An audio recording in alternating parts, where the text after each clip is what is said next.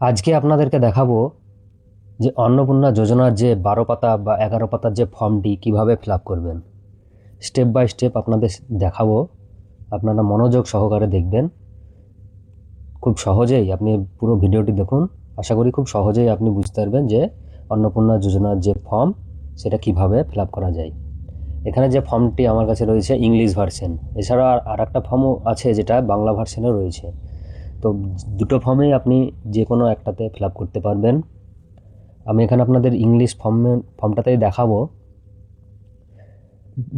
English বা বাংলা যে ফর্মই হোক সেখানে আপনি লিখবেন ইংরেজি বড় হরফে, কারণ কম্পিউটারে এই ফর্মটা যখন এন্ট্রি হবে তখন ইংরেজি লেটার দিয়েই সেখানে এন্ট্রি হবে। তো প্রথমেই চলে আসি ফর্মে। এই যে দেখতে পাচ্ছেন family level data collection form for Annapurna Yojana. এখানে প্রথমেই এই যে দেখতে পাচ্ছেন এ ফ্যামিলি ডিটেল আইডেন্টিটি। প্রথমে আছে 1 নম্বরে name of head of family, তার মানে হচ্ছে পরিবারের যিনি হেড আছেন তার নাম হবে এখানে। এখানে পরিবারের হেডের নাম হলো, যিনি পরিবারের হেড আছেন তার নাম হবে।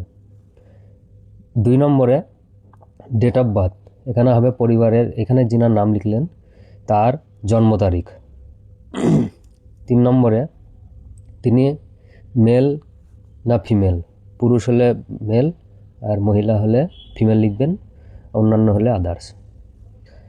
পরিবারের যে ফ্যামিলির হেড তিনার আধার নাম্বার, এখানে আধার নাম্বার লিখবেন। এটা পুরোটাই এখানে যে প্রথমে লিখছেন এগুলো পুরোটাই হচ্ছে ফ্যামিলি যিনি হেড তার ডিটেলস।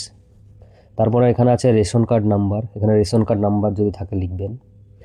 6 নম্বর আছে ফ্যামিলি মেম্বার কত, এখানে লিখে দিবেন কটা ফ্যামিলি মেম্বার আছে, যদি 4টে হয় 4 লিখবেন, 3 হয় 3 লিখবেন, 5 হলে 5 লিখবেন, যতটা মেম্বার আছে এখানে লিখবেন। তারপর আছে অ্যাড্রেস, ঠিকানা, এখানে পুরো ঠিকানাটা লিখবেন, আপনার গ্রামের নাম, post office, police station, pincode, জেলা, পুরোটা এখানে লিখবেন। তারপর আছে কন্ট্যাক্ট নাম্বার, এখানে মোবাইল নাম্বার লিখে দিবেন। 9 নম্বর আছে name, date of birth, gender, relationship with head of family. এবার এখানে আপনি লিখবেন যে ফ্যামিলির যে মেম্বার, যেসব মেম্বারগুলো আছে সেই ফ্যামিলি মেম্বারের নাম লিখবেন। প্রথমে যে দেখতে পাচ্ছেন মেম্বার 1, এখানে প্রথম ফ্যামিলি যে হেড মেম্বার আছে তার নাম লিখবেন। এই যে নাম লিখলেন, তারপর জন্ম তারিখ, তারপরে মেল কিংবা ফিমেল, তারপরে এই যে উপরে যে এখানে লিখেছেন যে হেড, তার সঙ্গে এই যে প্রথম মেম্বার তার কি সম্পর্ক, এখানে আধার নম্বর লিখে দিবেন। আর এই যে দেখতে পাচ্ছেন এখানে লেখা আছে ইয়েস, এটা লিখবেন যদি তিনি অন্নপূর্ণা যোজনার জন্য অ্যাপ্লাই করেন সেই মেম্বার, তাহলে এখানে ইয়েসে টিক দিবেন। আর যদি অ্যাপ্লাই না করেন বা পুরুষ হন তাহলে এই ঘরটা টিক দেওয়ার দরকার নেই। অনুরূপভাবেই 2 নম্বর ফ্যামিলির যে মেম্বার আছে তার নাম লিখবেন, জন্ম তারিখ লিখবেন, মেল ফিমেল লিখবেন, রিলেশনশিপ লিখবেন এবং আধার নাম্বার। 3 নম্বর মেম্বার থাকলেও অনুরূপভাবে 3 নম্বর যে মেম্বার আছে তার ডিটেলস লিখবেন। যদি এখানে দুইজন মেম্বার অন্নপূর্ণার জন্য অ্যাপ্লাই করেন তাহলে এখানে ইয়েস লিখবেন। যে কয়েকজন মহিলা অ্যাপ্লাই করছে সেই ফ্যামিলি মেম্বারে তাদের ইয়েসে টিক দিবেন। আর যদি একজনই হয় তাহলে একটা টিক দিবেন। এরপর আমরা 2 নম্বর পেজে চলে এলাম। এখানে দেখতে পাচ্ছেন এটাও অনুরূপভাবে এই যে ফ্যামিলি মেম্বার 4-5 করে যতজন আছে এখানে লিখতে পারেন। এইবার দেখুন এখানে 10 নম্বর পয়েন্ট আছে bank account of head of family and all adult family member. এখানে এবারে আপনি লিখবেন যে আপনার পরিবারের যেসব প্রাপ্তবয়স্ক মেম্বার আছে এবং যিনি হেড আছেন প্রত্যেকের এখানে অ্যাকাউন্ট নাম্বার ডিটেলস দিতে হবে। এই যে উপরে যেসব মেম্বারের নাম লিখলেন যারাই প্রাপ্তবয়স্ক তিনাদের পুরো অ্যাকাউন্ট ডিটেলস এখানে পরপর দিতে থাকবেন। প্রথমে দিবেন ফ্যামিলি হেড যার, তার ব্যাঙ্ক অ্যাকাউন্ট নাম লিখবেন, অ্যাকাউন্ট নম্বর লিখবেন, আইএফএসসি। তারপর আছে মেম্বার যিনি সদস্য আছেন বাড়ির, তার bank name, account number, IFSC. 2 নম্বরও অনুরূপভাবে 3 নম্বরে যে কয়টা ফ্যামিলি মেম্বার আছে সকলের অ্যাকাউন্ট নম্বর দিয়ে দেবেন। এটা হয়ে গেল 10 নম্বর। 11 নম্বর আছে এপিক নম্বর। ঠিক এপিক নম্বরও যিনি হেড আছেন তিনার এপিক নম্বর এখানে দিতে হবে। AC number, assembly constitution number দিবেন আর পার্ট নাম্বার। কমা দিয়ে পার্ট নম্বর লিখে দেবেন। হেড অফ ফ্যামিলি হয়ে গেল। তারপরে পরিবারের যিনি মেম্বার আছেন, সদস্য, তিনার epic number, SC number, part number হয়ে গেল। 2 নম্বরে সেম তাই। এখন আমরা চলে এসেছি 3 নম্বর পেজে। 3 নম্বর পেজে দেখতে পাচ্ছেন ফ্যামিলি মেম্বার যদি 3 জন থাকে, 3, 4, 5 সবার এপিক নাম্বার, অ্যাসেম্বলি নাম্বার এবং পার্ট নম্বর লিখে ফেলবেন। হয়ে গেল, এটা কমপ্লিট। এবার 12 নম্বর আছে ক্যাটেগরি। ক্যাটেগরি যদি আপনার আনরিজার্ভ হয় তাহলে ইউআর দিতে হবে, আনরিজার্ভ বা জেনারেল হয় যেরকম যার ক্যাটেগরি সেটা দিবেন। ওবিসি থাকলে ওবিসি, এসসি, এসটি যার যেটা ক্যাটেগরি আছে সেটা লিখবেন। তারপরে যে দেখতে পাচ্ছেন রেশন কার্ড, এখানে দিতে হবে রেশন কার্ড ডিটেলস। 1 নম্বর আছে আপনার কি ডিজিটাল রেশন কার্ড রয়েছে, যদি থাকে ইয়েস, আশা করি প্রত্যেকেরই আছে, এটা ইয়েস দিবেন। যদি ইয়েস হয় তাহলে সে রেশন কার্ডটা কি আছে, AY, PHH, SPHH, RKSY1, RKSY2 যার যেটা সেটা টিক দিবেন। তারপর আছে 2 নম্বর আছে যে আপনি পরিবারে প্রতি মাসে রেশন তুলেন কিনা, যদি প্রতি মাসে রেশন তুলেন তাহলে ইয়েস দিয়ে দেবেন। তারপর এটা আছে হাউস সাইজ। এটা বলতে চাইছে যে আপনার বাড়িতে 3টের বেশি পাকা রুম যদি থাকে ইয়েস দিবেন। Whether your family in land, যদি আপনার পরিবারে যদি কোনো জমি থাকে তাহলে ইয়েস দিবেন, না থাকলে নো। যে এখানে দেখতে পাচ্ছেন আপনার যে জমি আছে সেই জমি যে পরিমাণটা এখানে লিখতে হবে, ডেসিমেলে লিখতে হবে, যে দেখতে পাচ্ছেন ডেসিমেলে। এটা আপনার যে রেকর্ড আছে ল্যান্ড পর্চা সেখানে পেয়ে যাবেন, ডেসিমেলে এখানে লিখে দেবেন। তারপরে আছে এখানে আপনার যদি কোনো 4 চাকা গাড়ি থাকে তাহলে ইয়েস দিবেন, আর যদি এখানে ইয়েস দেন তাহলে এখানে এই যে রেজিস্ট্রেশন নাম্বার লিখতে হবে, আর যদি গাড়ি না থাকে তাহলে নো। তারপরে এখানে চলে আসুন, এখানে হেলথ ইন্স্যুরেন্স, আপনার যদি কোনো হেলথ ইন্স্যুরেন্স থাকে তাহলে ইয়েস দিবেন, আর যদি না থাকে তাহলে নো। হয়ে গেল এটা। প্রতিটা ফ্যামিলির দেখুন এখানে দেওয়া আছে 1, 2, 3 করে। যদি কোনো ফ্যামিলি মেম্বারের আপনার হেলথ ইন্স্যুরেন্স থাকে তাহলে লিখবেন। প্রিমিয়াম যদি থেকে থাকে তাহলে এখানে লিখতে হবে প্রিমিয়াম অ্যামাউন্টটা লিখতে হবে, মানে মাসে বা 3 মাস অন্তর যেটা দিচ্ছেন সেটা লিখবেন। সাম অ্যাসিওর্ডের অ্যামাউন্টটা এখানে লিখতে হবে, আর যদি না থাকে তাহলে নো লিখে দেবেন। পরবর্তী পেজে আমরা চলে এসেছি এখন। এখানে দেখতে পাচ্ছেন ডি আছে ইনকাম বা প্রফেশন। এখানে লেখা আছে যে আপনার কোনো পরিবারের কোনো মেম্বার ইনকাম ট্যাক্স অথবা পি ট্যাক্স পেমেন্ট করেন কিনা, যদি করেন তাহলে ইয়েস দিবেন, আর যদি না করেন তাহলে নো, এখানে নো করে দিবেন। আর যদি ইনকাম ট্যাক্স অথবা পি ট্যাক্স দেন তাহলে ইয়েস করবেন। 2 নম্বর অপশান আছে প্যান কার্ড যদি থাকে ফ্যামিলি মেম্বারের, সে প্যান কার্ড ডিটেলস দিতে হবে, এখানে ইয়েস দিবেন। এটা হচ্ছে ফ্যামিলি হেড উনার প্যান নাম্বার দিবেন, এখানে নাম লিখবেন, নাম লেখার নিচে প্যান নাম্বার দিবেন, যে সদস্য তার নাম লিখবেন, প্যান নাম্বার দিবেন। প্যান নাম্বার থাকলে দিবেন, নাহলে প্যান নাম্বার লিখবেন না। হয়ে গেল এই ঘরটা। তারপরে এখানে 3 নম্বর রয়েছে nature of employment. Head of family কোনো কাজ করলে কোনো কি করে সেটা আপনাকে এখানে লিখতে হবে। হেড অফ ফ্যামিলির এখানে নাম লিখবেন, যিনি ফ্যামিলির হেড।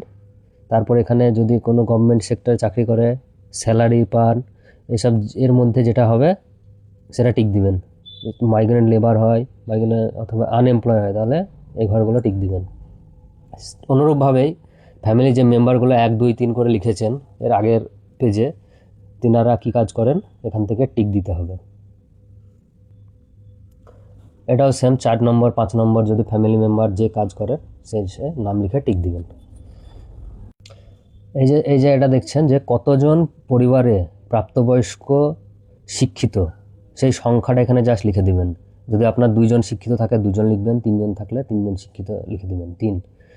আর নিচের এই যে ঘরটা আছে এখানে আছে অশিক্ষিত, কতজন আপনার পরিবারে অশিক্ষিত সে এখানে লিখে দেবেন। প্রাপ্তবয়স্ক, বাচ্চাদের না, প্রাপ্তবয়স্ক কতজন অশিক্ষিত সেই সংখ্যাটা এখানে লিখবেন। অনুরূপভাবে এখানে ফ্যামিলি মেম্বার যে হেড আছে ওনার নাম লিখবেন। উনি যদি শিক্ষিত হন তাহলে লিটারেট, অশিক্ষিত হলে ইলিটারেট। শিক্ষিত যদি হয় তাহলে হাইয়েস্ট কোয়ালিফিকেশন, পড়াশোনা কত দূর আছে, মাধ্যমিক পাস হলে মাধ্যমিক লিখবেন, মাধ্যমিক পাস। এইচএস হলে এইচএস পাস, 8 পাস হলে 8 পাস, এটা লিখতে হবে। অনুরূপভাবে প্রত্যেকটা মেম্বারের, মেম্বার 1-এরও লিখতে হবে, মেম্বার 2-এরও লিখতে হবে। যে কয়টা মেম্বার এর আগের পেজগুলো লিখেছেন সব মেম্বারের ডিটেলস এখানে, পড়াশোনা জানে কি জানে না সেটা লিখতে হবে। তারপরের পেজে চলে আসুন। এই যে দেখতে পাচ্ছেন, এই যে 5 নম্বর, এই পেজটায় রয়েছে যে আপনার পরিবারে কেউ এমপি এমএলএ বা পঞ্চায়েতে আছে, কোনো মেম্বার আছে কিনা। যদি ইয়েস হয় ইয়েস লিখবেন, তা আর যদি নো থাকে নো লিখবেন। এটা নোই হবে ম্যাক্সিমাম ক্ষেত্রে। তারপরে রয়েছে 6 নম্বর, আপনার পরিবারের কোনো সদস্য গভর্নমেন্ট পেনশনার পায় কিনা। যদি পেনশনার পায় তাহলে ইয়েস লিখবেন। মেম্বারের যে পেনশনের নাম্বার, সেই নাম্বারটা লিখতে হবে, পিপিও নাম্বার। আর যদি আপনার না থাকে তাহলে নো লিখবেন।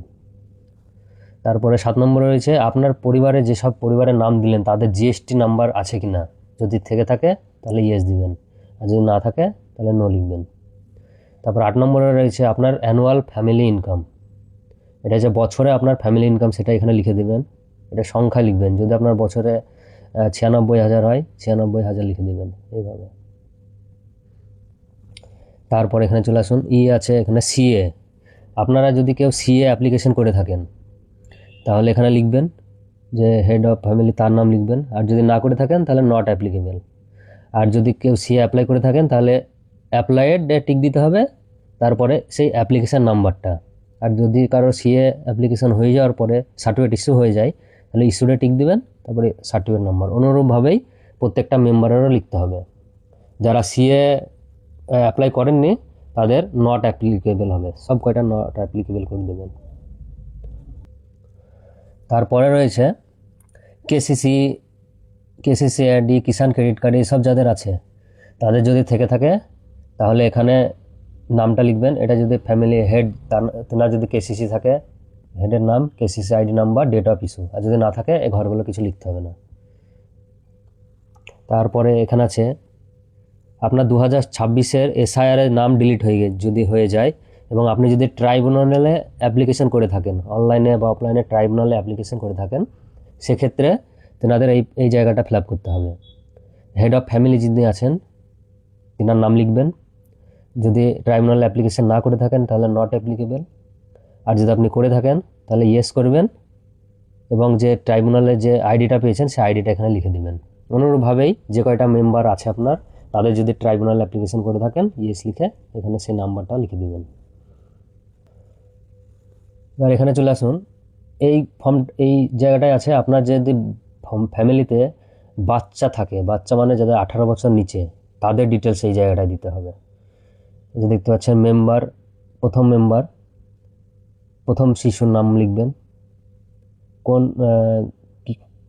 কোন ক্লাসে পড়ে সেটা লিখবেন, গ্রেড, স্কুল নাম লিখবেন, আর টাইপ লিখবেন যে কোন স্কুলে পড়ে। যদি প্রাইভেট স্কুল হয় প্রাইভেট, যদি প্রাইমারি স্কুল বা গভর্নমেন্ট স্কুল হয় গভর্নমেন্টে লিখবেন, মাদ্রাসা হলে মাদ্রাসা।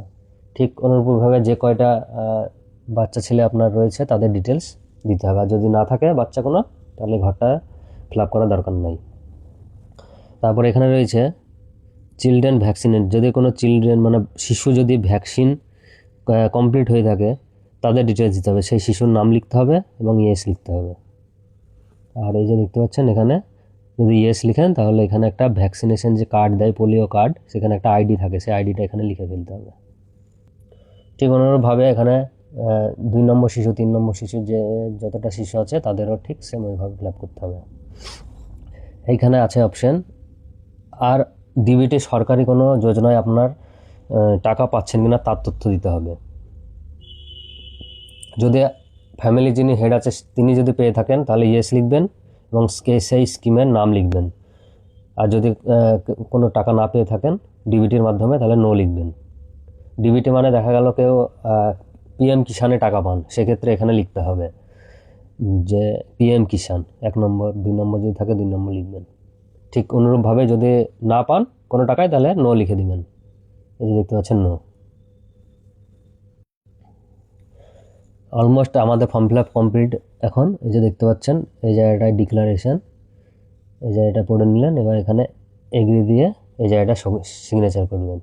সিগনেচার করার এটা বিডিও অফিস বা এসডিও যেখানে আপনার জমা হচ্ছে সেই জায়গাটা এখানে জমা দিবেন। এটা হচ্ছে অফিসিয়াল ইউজ অনলি। এটা আশা করি আপনারা বুঝতে পেরেছেন যে পুরো প্রসেসটা কীভাবে ফর্ম ফিল আপটা করবেন। মনোযোগ সহকারে দেখলে অবশ্যই খুব সুবিধা হবে এবং ভিডিওটি বেশি বেশি করে শেয়ার করে দিন যাতে সবাই এই যে ফর্ম ফিল আপটা করতে গিয়ে কোনো সমস্যার মধ্যে না পড়ে। আর যদি কোনো সমস্যা বা কোয়েরি জানতে হয় অবশ্যই ভিডিওর কমেন্টে জানান, আমরা অবশ্যই উত্তর দেওয়ার চেষ্টা করব। ধন্যবাদ।